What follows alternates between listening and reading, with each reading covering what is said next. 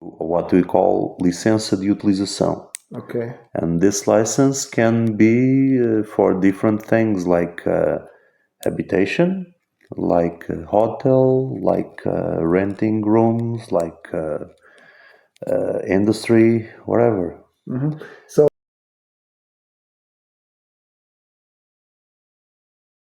did you know that tourism contributes 15% Portugal gross-nation product? In 2019 alone, 27 million people visited Portugal, which is quite impressive for a country with a population of 10.5 million people. On the other hand, Portugal is one of the countries in Europe that will benefit significantly from emerging megatrends such as AI and digital data processing in reason to its geographical location alone. As the gateway to Europe, Portugal is ideal for transatlantic cable connection due to its location on the Atlantic.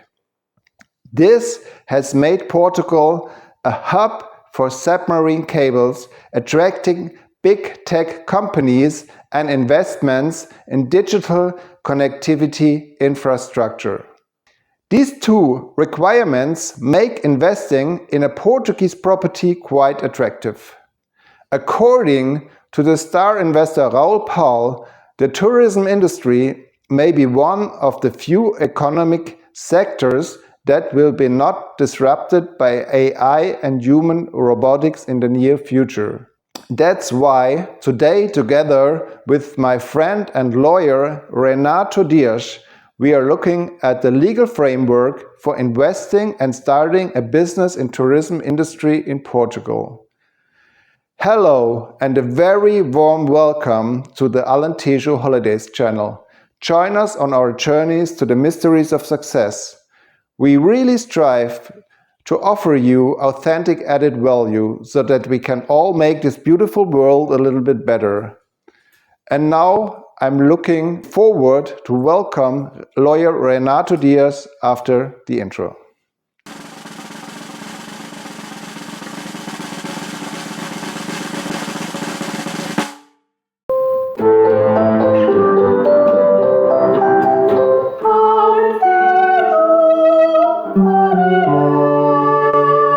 Life is good. Hello Renato.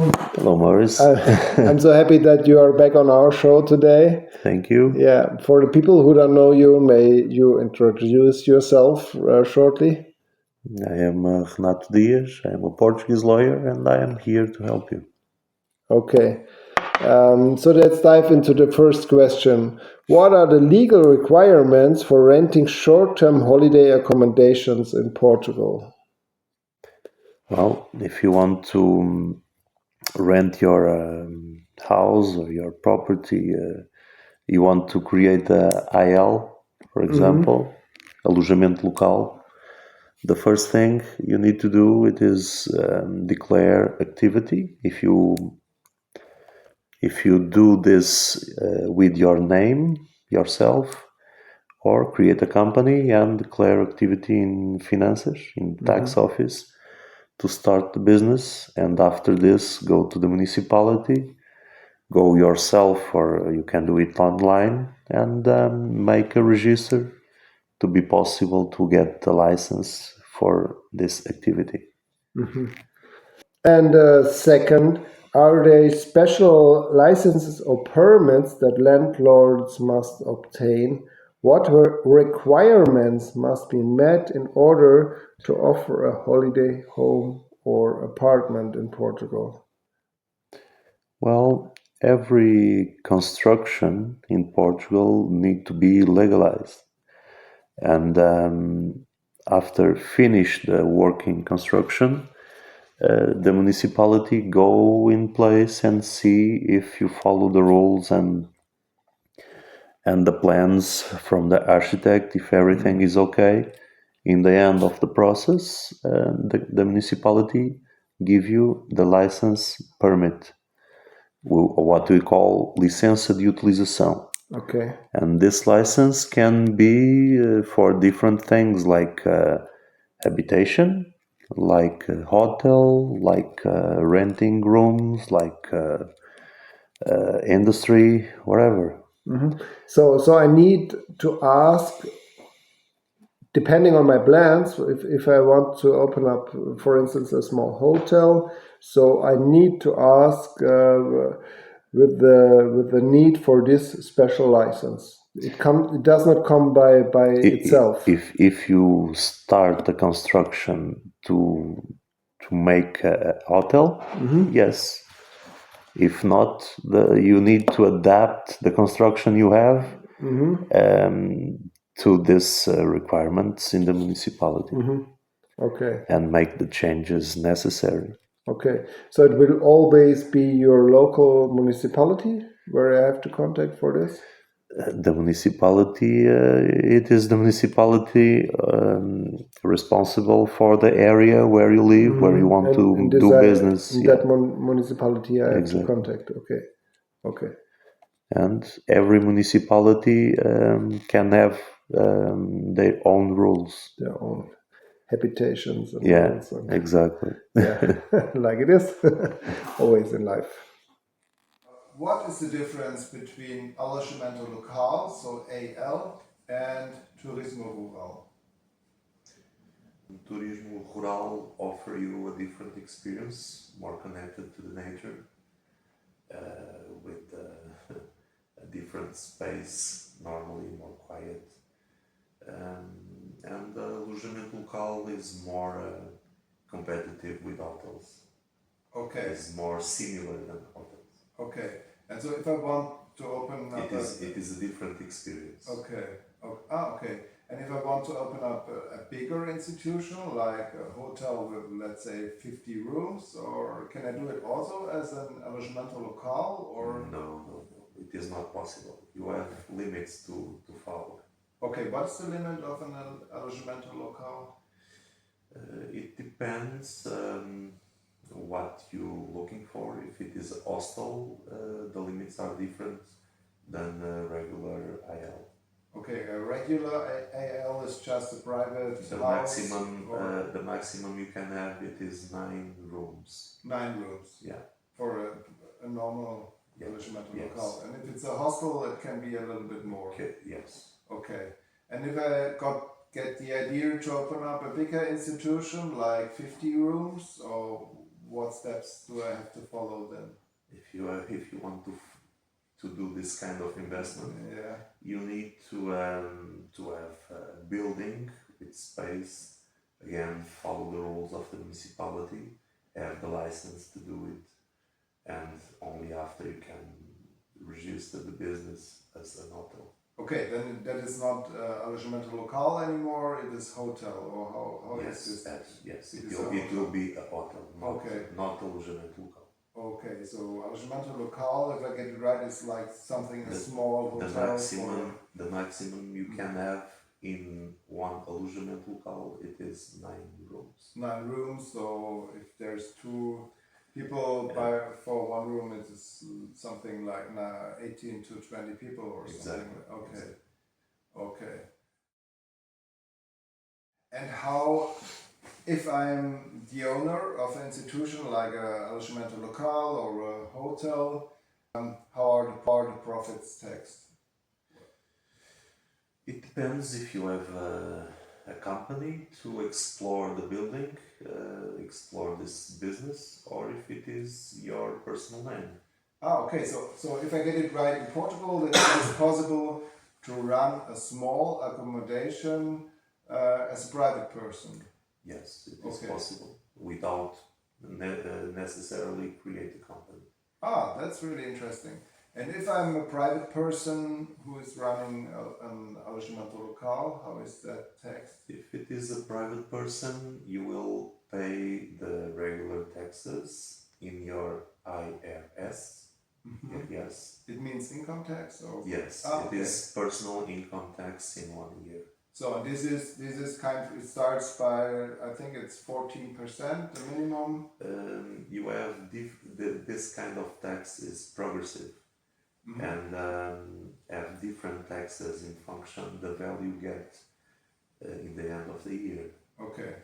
Okay. More you get, more you pay. Okay. And is there an institution or is there a website where I can find, if let's say I did a profit of, to make it easier for the audience, if I did a profit of 100,000 a year, just easy to calculate.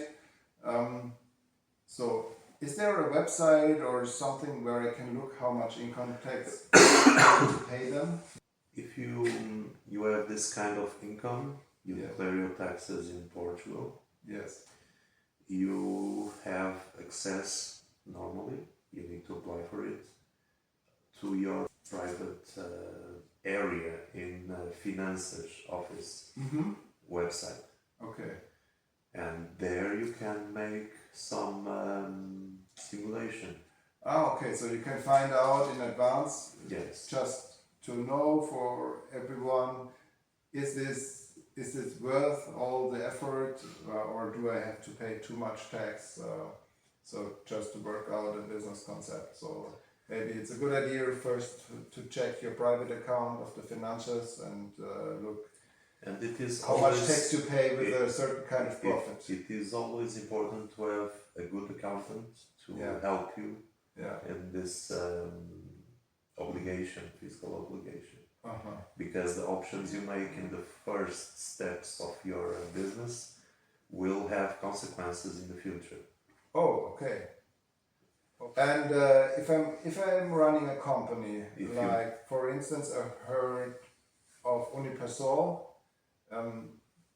is it better because if I run a private business, what you said, it's just a normal income tax. Yeah. Do I have some advantages if I run a small company?